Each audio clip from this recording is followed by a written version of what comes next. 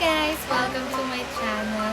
So for today's video, quick update lang. Meron kaming second baby.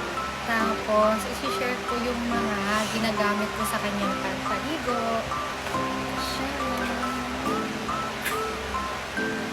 So first, ito yung yan, Mustela Multi-Sensory Pad. Tapos meron din siya nito. Tapos, ito naman yung sa shampoo. So, Mustela yung ginagamit ko sa kanya. And then, puro halos Mustela lahat eh. Ito pa isa. Meron pa ako dito ng soothing cleansing water. Ayan. Tapos, ginagamitan ko rin siya ng cream, facial cream sa mukha para iwas rashes, para malambot siya sa mukha. And then, yung si Castella, meron din tayo yan. Tapos, meron din akong loose gear, pero gagamitin ko siya siguro pag 1 year old na siya. Kasi parang may napanood akong video na parang 1 years old pa siya.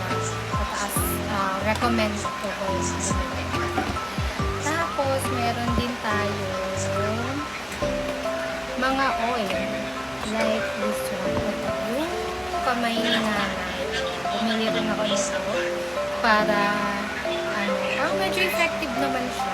Pero sige, gagawa natin ng mga reviews kung okay ba siya. And then, meron din tayong powder. Kasama to dun sa tiny bags ng mga in-order ko. Ayan. So, medyo madami tayo. May mga stick-ons din kasama. Ayan. Pero yung mga stick-ons, hindi ko pa siya masyadong ginagamit kasi parang diba parang masyadong matapang yung amoy sa baby.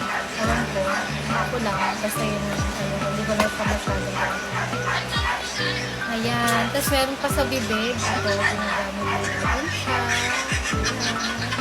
So, siguro gagawa ko na lang mga separate videos itong mga products na ito.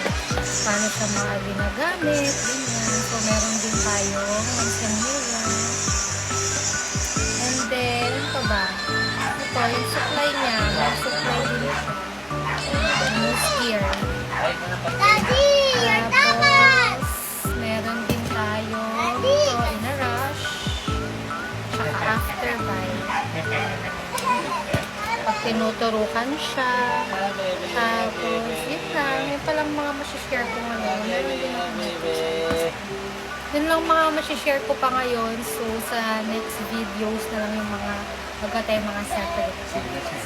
Thank you! Ayan. So, kung gusto nyo rin mag-check out ng mga products na to, ilalagay ko siya sa showcase ko dito sa TikTok. So, check nyo na lang para mas madali nyo ma-check out. Para mas madali mahanap. Para ma-check out nyo siya. Yun lang. Thank you!